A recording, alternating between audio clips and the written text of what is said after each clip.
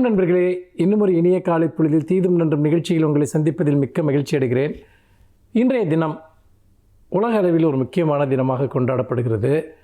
அதுதான் world youth day, உலக இளையோர் தினம்.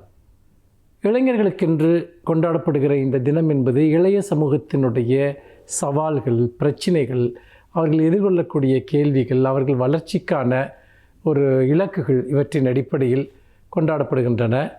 அந்த வகையில் இன்றைக்கு இளைஞர்களினுடைய முன்னேற்றம், அதில் வளர்ச்சிக்கான நீடித்த குறிக்கோள்கள் என்ற ஒரு அடிப்படையில் இந்த ஆண்டு கிளிக்ஸ் டு டெவலப்மெண்ட் என்கிற ஒரு விஷயத்தை கையில் எடுத்திருக்கிறார்கள்.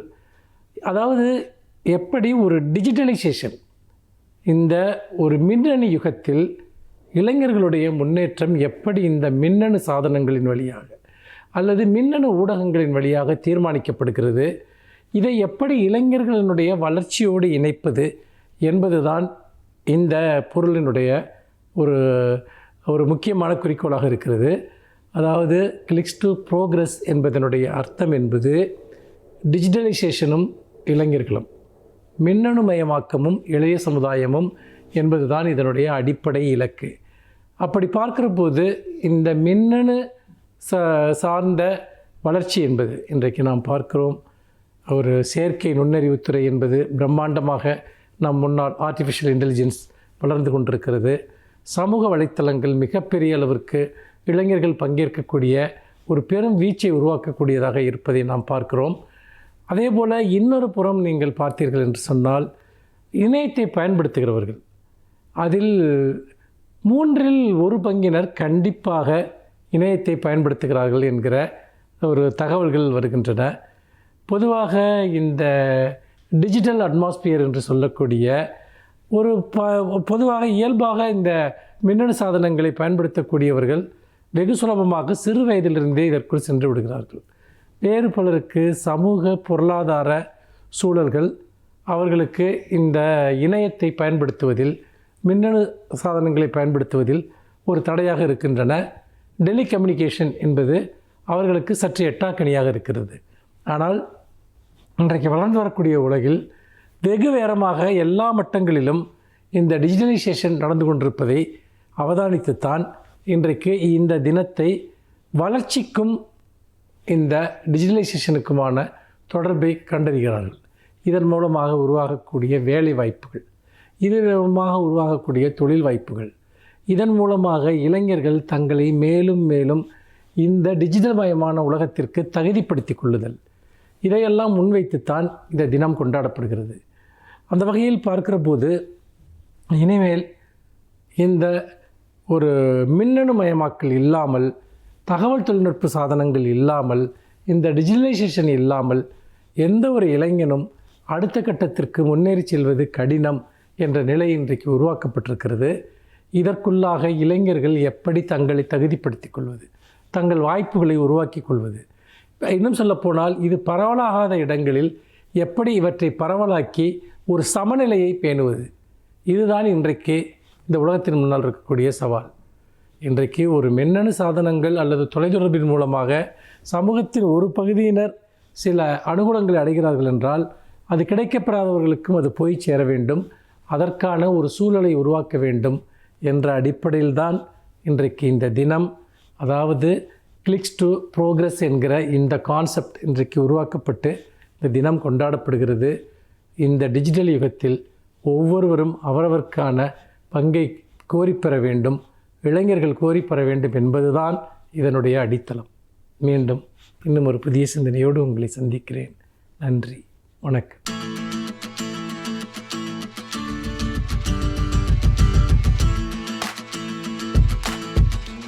வணக்கம் நேயர்களே, இன்றைக்கி நம்ம பார்க்க போகிற தலைப்பு வந்து பார்த்திங்கன்னா காய்ச்சல். இன்றைக்கி காய்ச்சல்ன்றது வந்து பார்த்திங்கன்னா ரொம்ப பிரதானமான ஒரு விஷயம். இன்றைக்கி வந்து மனுஷனுக்கு வந்து ஹார்ட் அட்டாக் கூட வந்து பார்த்திங்கன்னா நிறைய மருந்துகள் எல்லாம் கண்டுபிடிச்சி நிறைய பேரை வந்து காப்பாற்றிடுறோம். இப்போ இன்னும் நம்மளுடைய அவல நிலை என்ன அப்படின்னா, நம்மளுடைய நாட்டில் வந்து பார்த்திங்கன்னா காய்ச்சலில் நிறைய பேர் இறந்து போகிறாங்க. இதுக்கு என்ன காரணம்னா, காய்ச்சலை பற்றின முழுமையான விழிப்புணர்வு நமக்கு இல்லாதனால தான் வரும். காய்ச்சல் தான் இருக்கிறதுலே ரொம்ப சுலபமான ஒரு நோயும், அதே நேரத்தில் அதுவே ஒரு பெரிய பிரச்சனையான நோயாகவும் உயிரே குடிக்கிற நோயாகவும் மாறுது. அப்போது இந்த காய்ச்சலை பற்றி நமக்கு என்ன தெரியணும் அப்படின்றது தான் ரொம்ப முக்கியம். முதல்ல நம்ம வந்து என்ன நினச்சிட்ருக்கோம், காய்ச்சல்னால் உடம்பு சூடானாலே காய்ச்சல் ஆகிடுது அப்படின்னு நம்ம நினைக்கக்கூடாது. ஃபஸ்ட்டு வந்து என்னென்னா, நம்ம உடம்பு வந்து பார்த்திங்கன்னா ஒரு ஹோமியோஸ்டேசிஸ்ன்னு சொல்லுவாங்க. அதாவது சூழலுக்கு ஏற்ற மாதிரி தண்ணி மாற்றிக்கும். இப்போ நீங்கள் ரொம்ப வெயில் அடிக்கிற சூழலில் பார்த்திங்கன்னா நீங்கள் வேர்வை வந்து உங்கள் உடம்பு வந்து கூல் பண்ணிக்கும். ரெண்டாவது வந்து பார்த்திங்கன்னா நைட் டைம்ஸில் பார்த்திங்கன்னா உங்கள் உடம்பு கொஞ்சம் ஹீட் ஆகும். உடனே நம்ம என்ன பண்ணுவோம், நைட்டு ஹீட் ஆகிறது பார்த்த உடனே நமக்கு வந்து காய்ச்சல் இருக்குதுன்றதை நினச்சிப்போம். ஸோ யூஸ்வலாக இந்த குழந்தைங்களுக்கெல்லாம் வந்து காமனாக சொல்லுவாங்க, என் குழந்தைக்கு தலையெல்லாம் ஒரே சூடாக இருக்குது சார், ரொம்ப பயமாக இருக்குது, மூளைக்காய்ச்சலாக இருக்குமா, இவங்களாம் அதை நினச்சிக்கிறது. ஸோ என்னை பொறுத்த வரைக்கும் என்ன சொல்லுவேன்னா, காய்ச்சல்ன்றது ஒன்றுமே ஒரு பெரிய விஷயமே கிடையாது. அதாவது உங்கள் குழந்தையுடைய ஆக்டிவிட்டீஸ், அதாவது விளையாடுறது வந்து ரொம்ப டல் ஆகிடும், நம்மளுடைய நடக்கிறது இது எல்லாமே வந்து கொஞ்சம் ரெஸ்ட்ரிக்ட் பண்ணுது அப்படின்னா you are affected with some fever. அந்த மாதிரி நீங்கள் வந்து ஈஸியாக இந்த காய்ச்சலை டெஸ்ட் பண்ணிக்க முடியுது. இப்போல்லாம் வந்து தெர்மோமீட்டர்ஸ் பிளாஸ்டிக்ஸ்லேயே வருது, ஒரு 150 rupees 200 rupeesக்கே வருது. நீங்கள் ஒன்றும் இல்லை, அதை ஜஸ்ட்டு வந்து ஒரு எலக்ட்ரானிக் தெர்மோமீட்டர்ஸ் தான். நீங்கள் ஒரு ப்ரெஸ் பட்டன் பண்ணிவிட்டு நீங்கள் உங்களுடைய குழந்தையோட ஆக்சிலால் நீங்கள் வச்சு பார்த்தீங்கன்னா, இப்போ நம்ம நிறைய பேர் என்ன நினைப்பாங்கன்னா, எவ்வளோ இருந்தால் ஃபீவர் சார் அப்படின்வாங்க.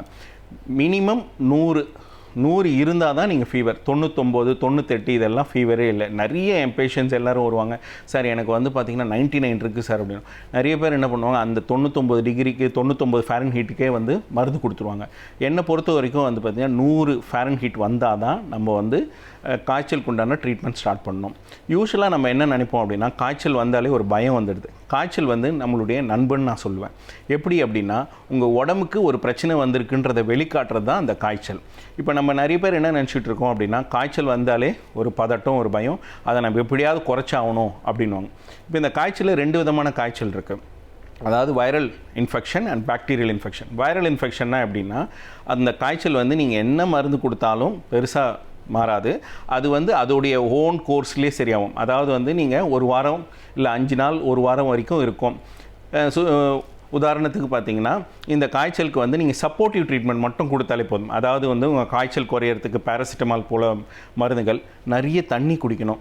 ஏன்னா காய்ச்சல் என்ன பிரச்சனை வரும் அப்படின்னா, உங்களுடைய உடம்புல இருக்க நீர் சத்து போயிடும். அதாவது நம்ம உடம்புல வந்து 60% வந்து பாடி வெயிட் வந்து பார்த்திங்கன்னா ஃப்ளூயிட்ஸ், அதாவது நீர்.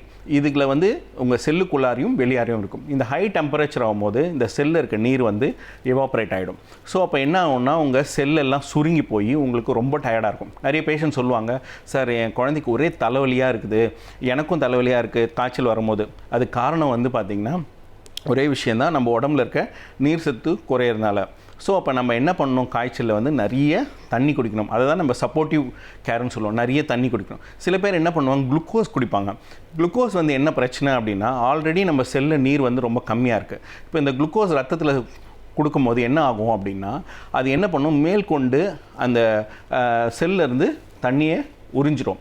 எப்படின்னா, எங்கெங்கெல்லாம் சுகர் இருக்கோ அந்த இடத்துக்கு குளுக்கோஸ் இருக்கோ வாட்டரை வந்து இது பண்ணிடும். இப்போ செல்லேருந்து இன்னும் வந்து வாட்டரை வந்து இழுத்துரும். ஸோ அப்போ என்ன பண்ணணும், அந்த மாதிரி காய்ச்சல் இருக்கும், நிறைய தண்ணி குடிக்கணும். அப்படி இல்லைன்னா உப்பு சர்க்கரை கரைசல், அதாவது ஓஆர்எஸ் சொல்லுவாங்க, ஓரல் ரீஹைட்ரேஷன் சொல்யூஷன்.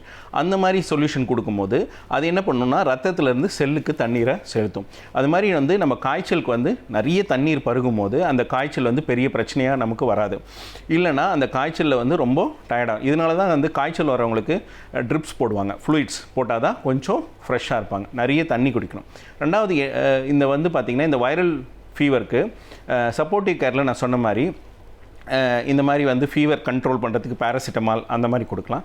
ரெண்டாவது, நீர் சத்து சொன்னேன். சாப்பாடு என்ன மாதிரி சாப்பாடு சாப்பிடணும் அப்படின்னா, சாஃப்ட் டயட் சொல்லுவாங்க. அதாவது வந்து எளிய உணவுகள் சாப்பிடணும். அதாவது ஈஸியாக டைஜஸ்டபிள், அதாவது இட்லி, கஞ்சி, இடியாப்பம், ப்ரெட்டு அந்த மாதிரி. ஏன் அப்படின்னா, நீங்கள் வயிற்றுக்குள்ளே சாப்பிடும் போது அது டைஜஸ்ட் பண்ணும்போது அது கொஞ்சம் சம் ஹீட் ப்ரொடியூஸ் பண்ணும். ஆல்ரெடி டெம்பரேச்சர் இருக்கும்போது இது இன்னும் கூட கொஞ்சம் டெம்பரேச்சரை இன்க்ரீஸ் பண்ணும். ஸோ ஈஸிலி டைஜஸ்டபிள் ஃபுட்ஸ் எடுத்துக்கும் போது இந்த ஃபீவர்னால் வர ப்ராப்ளம்ஸ் நம்ம ஃபேஸ் பண்ண முடியும். ரெண்டாவது வந்து, இந்த வைரல் இன்ஃபெக்ஷன்ஸ் பொறுத்த வரைக்கும் நீங்கள் பெருசாக இந்த சப்போர்ட்டிவ் கேர் கொடுத்துட்டு இவங்களுடைய ஹைட்ரேஷன் ஸ்டேட்டஸ், நீங்கள் அதாவது இவங்களுடைய நீர்ச்சத்தை மெயின்டைன் பண்ணாலே எந்த பிரச்சனையும் வராது. சில நேரங்களில் வைரல் ஃபீவரில் என்ன ஒரு விஷயம் இருக்குன்னா, ஃபீவர் வந்து இருக்கும், மருந்து கொடுப்பீங்க, கொஞ்ச நேரத்தில் குறைஞ்சிரும், கொஞ்சம் நல்லா இருக்கும், விளையாடிட்டு இருப்பாங்க, குழந்தைங்க விளையாடிட்டு இருப்பாங்க, எல்லாம் இருக்கும். ஆனால் சடனாக ஒரு 6 மணி நேரம் கழிச்சு ஜுரம் வரும். உடனே பெற்றோர்கள்லாம் ரொம்ப பயந்துருவாங்க. ஐயோ என் குழந்தைக்கு விட்டு ஜுரம் சார். ஒன்றும் பயப்பட வேண்டியதே அவசியம் இல்லை. ஏன்னா நம்ம கொடுக்குற பேராசிட்டமால் அந்த ஃபீவரை மட்டும் தான் சப்ரஸ் பண்ணுமே தவிர அந்த இன்ஃபெக்ஷனை சப்ரஸ் பண்ணாது. இந்த வெளிநாடுகளில் வந்து பார்த்திங்கன்னா இந்த மருந்துகள் உபயோகத்துக்கு வந்து ஒரு ஸ்ட்ரிக்டான ரூல்ஸ் இருக்குது. அதனால் வந்து இங்கே வந்து பார்த்திங்கன்னா அந்த இடத்துல சைடு எஃபெக்ட்ஸ் ஆஃப் ட்ரக்ஸ் வந்து கிடையாது, ரொம்ப கம்மி தான். ஏன்னா அவங்களுக்கு எல்லாமே அதை பற்றி தெரியுது. ஆனால் இங்கே எப்படின்னா இந்த மருந்துடைய உபயோகம் இது வணிகமயம் ஆக்கினதுனால இதை எப்படி உபயோகப்படுத்துதுன்னு தெரியாமல் இதை நிறைய போட்டு நம்ம ஆங்கில மருத்துவமே தப்பு, ரொம்ப சைடு எஃபெக்ட்ஸ் இருக்குது அப்படின்னு நம்ம ஒரு தப்பான கன்க்ளூஷன் வந்திருக்காங்க. நிறைய நோய்களுக்கு வந்து உண்மையிலே மருந்துகளே தேவைப்படாத சூழலில் தான் இருக்குது. ஆனால் இந்த ஆங்கில மருத்துவம் தப்பு கிடையாது, அதை கையாளுற ஆட்கள் அதே நேரத்தில் அதை நம்ம எப்படி பயன்படுத்துகிறோம், அது பின்னாடி இருக்கிற வணிகத்தை பற்றி தான் நம்ம யோசிக்கணுமே தவிர அதை விட்டுட்டு நம்ம வந்து பார்த்திங்கன்னா எல்லாத்துக்கும் எல்லா மருந்தும் யூஸ் பண்ணக்கூடாது. மருந்து நம்ம குறை சொல்ல வேண்டிய அவசியமே கிடையாது. ஸோ நீங்கள் வந்து பார்த்திங்கன்னா ஃபீவர் பொறுத்த வரைக்கும் நம்ம பயப்பட வேண்டிய அவசியமே கிடையாது. அதாவது உங்களுடைய ஃபீவருக்கு வந்து வைரல் ஃபீவராக இருந்தால் நீங்கள் வந்து மாத்திரை, ஜுரத்துக்கு மாத்திரையும் ஹைட்ரேஷன் மெயின்டைன் பண்ணிவிட்டு ஃபுட்டில் வந்து சாஃப்ட் டயட் அந்த மாதிரி சாப்பிட்டு நீங்கள் ஹேண்டில் பண்ணிக்கலாம். இதே சப்போஸ் இன்ஃபெக்டிவ் ஃபீவராக இருந்துச்சுன்னா, இப்போ டைஃபாய்டு அந்த மாதிரினா அதுக்கு உண்டான ஆன்டிபயோட்டிக்ஸ் வந்து போட்டு முறையான உங்கள் மருத்துவரின் ஆலோசனைப்படி நீங்கள் போட்டுக்கலாம். இப்படி நீங்கள் ஒரு மெத்தடாலஜிக்கலாக ஃபாலோ பண்ணிங்கன்னா இந்த காய்ச்சல்ன்ற ஒரு விஷயம் வந்து ஒரு பிரச்சனையே ஆகாது. இதை நம்ம சரியாக கையாளதுனால தான் இந்த காய்ச்சலை வந்து அதிகப்படியாக நம்ம வளர விட்டு நாளைக்கு பின்னாடி பிரச்சனையே வந்துடும். சில பேர் வந்து என்ன பண்ணுவாங்க, நாளே டெஸ்ட் எடுத்து பார்க்கணும்னு நினைப்பாங்க. ஏன்னா அவங்க பயத்தின் அடிப்படையில். நிறைய பேருக்கு தெரியாது, நாளே பிளட் டெஸ்ட் எடுக்கும்போது பெருசாக வந்து அந்த நோயை வந்து நம்ம கண்டுபிடிக்க முடியாது. இதனால் என்ன ஆகிடும் அப்படின்னா, நமக்கு வந்து முன்கூட்டியே வந்து எனக்கு டைஃபாய்டு வந்துடுச்சு, எனக்கு வந்து இந்த ப்ராப்ளம் இருக்குது, யூரினரி இன்ஃபெக்ஷன். அதாவது வந்து பார்த்திங்கன்னா மினிமம் அந்த கிருமி ரத்தத்தில் வர்றதுக்கு ஒரு 3 நாளாவது எடுத்துக்கும். ஸோ காய்ச்சல் வந்து 3 நாள் கழித்து டெஸ்ட் எடுக்கிறது தான் புத்திசாலித்தனம். அதனால் வந்து நீங்கள் வந்து இதை உங்கள் மருத்துவர்கிட்டயே நீங்கள் விட்டுட்டு நீங்களாக போய் ரத்தம் டெஸ்ட் பண்ணுறதும் நீங்களாக மருந்து வாங்கி சாப்பிட்றதும் இது வந்து பெரிய பெரிய பாதிப்புகள் ஏற்படுத்தும். இதனால் என்ன ஆகிடும்னா நிறைய வந்து உயிரிழப்புகள் ஏற்படுது. ஸோ இதை தவிர்க்கிறதுக்கு என்ன பண்ணணும்னா முறையான காய்ச்சலை பற்றின ஒரு விழிப்புணர்வு வேணும். அதே நேரத்தில் மருந்துகளை வந்து தேவையில்லாமல் பயன்படுத்துகிறத அவாய்ட் பண்ணணும். உங்களுக்கு ஒரு குடும்ப நல மருத்துவரை அணுகி உங்களுடைய நோயை பற்றி முழுமையாக அறிஞ்சிக்கணும். அதே நேரத்தில் இந்த காய்ச்சல் வந்து ஒரே நாளில் சரியாகணும்னு எதிர்பார்க்குறதும் அவாய்ட் பண்ணிவிட்டு நீங்கள் வந்து ஒரு மெத்தடாலஜிக்கலாக ஒரு 2-3 நாள் வெயிட் பண்ணணும். அப்படி ஃபீவர் சரியாகலைன்னா திருப்பி போய் பார்க்கணும். இந்த பொறுமை இல்லாமல் ஹேண்டில் பண்ணும்போது இந்த காய்ச்சல் வந்து பெரிய பிரச்சனையாகும். ஏன்னா ஒரு டாக்டர் விட்டு இன்னொரு டாக்டர் விட்டு போகும்போது இந்த காய்ச்சலுடைய தன்மையை நம்ம இழந்து நம்ம வந்து என்ன வேணும், பெரிய சிக்கலில் மாட்டி உயிரிழப்புகள் ஏற்படுது. இதுதான் நம்ம அண்மை காலங்களில் நம்ம ரொம்ப பார்த்துக்கிட்டு இருக்கோம். ஸோ காய்ச்சலை பற்றின ஒரு விழிப்புணர்வு இல்லாமல் அதை அணுகும் போது அது பெரிய உயிரிழப்பை ஏற்படுத்துது.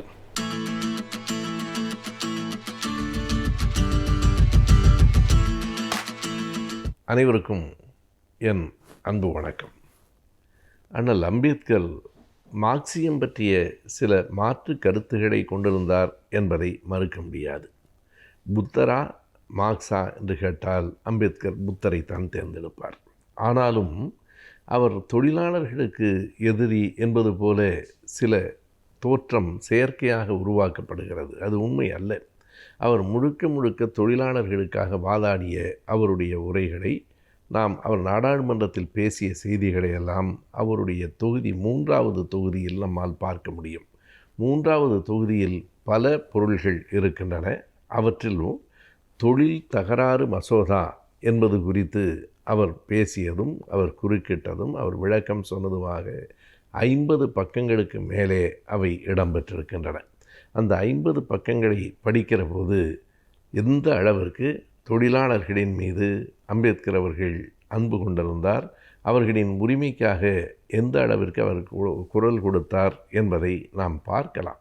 அடிப்படையில் ஒரு கேள்வியை அவர் முன்வைக்கிறார். இந்த தொழில் தகராறு மசோதா என்ன செய்கிறது என்றால், சில துறைகளை மிக அத்தியாவசியமான துறைகள், வெரி எசென்ஷியல் சர்வீசஸ் என்று சொல்லி இந்த துறைகளில் பணியாற்றுகிற எந்த ஒரு ஊழியரும் வேலை நிறுத்தம் செய்வதற்கான உரிமையற்றவர்கள் என்று வருகிறது.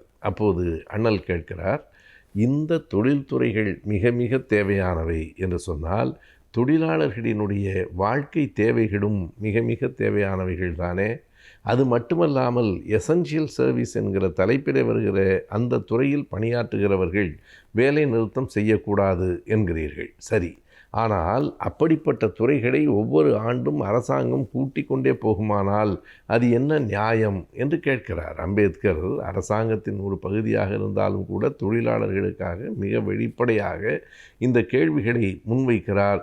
மிக மிக தேவையான துறைகள் என்று மிகச் சிலவற்றை முதலில் குறிப்பிட்டுவிட்டு அந்த துறைகளில் தொழிலாளர்கள் வேலை நிறுத்தம் செய்யக்கூடாது என்று சொல்லிவிட்டு இப்போது அந்த துறைகளின் எண்ணிக்கையை கூட்டிக் கொண்டே போவது எத்தனை எதிரானது, எதற்கு எதிரானது? ஜனநாயகத்திற்கு எதிரானது. அதை அம்பேத்கர் குறிப்பிடுகிறார். ஜனநாயகம் என்பதனுடைய அடிப்படையான ஒன்றுதான் வேலை நிறுத்தம் செய்கிற உரிமை.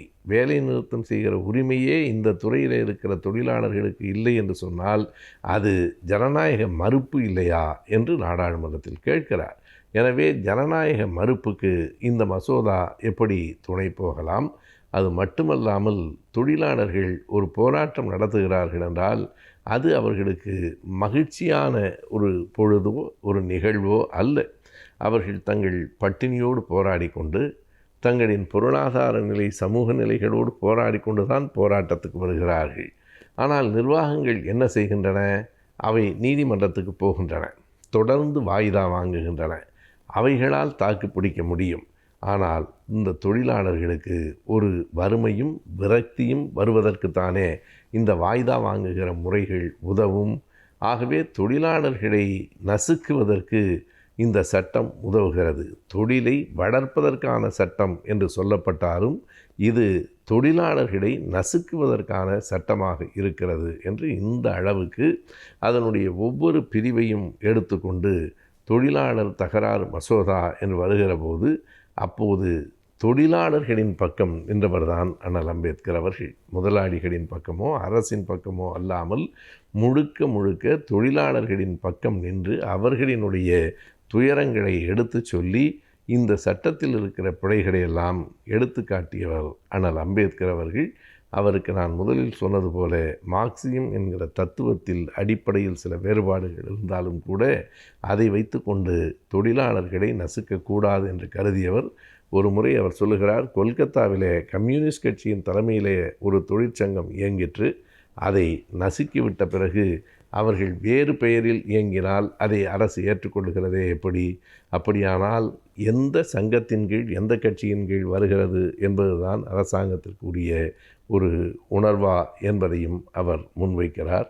எனவே அண்ணல் அம்பேத்கர் அவர்கள் தொழிலாளர்களுக்கு எப்போதும் துணையாகத்தான் இருந்தார் என்பதை இந்த அவருடைய தொகுதி 3ஆம் தொகுதியில் உள்ள இந்த பக்கங்கள் நமக்கு உணர்வூட்டும்.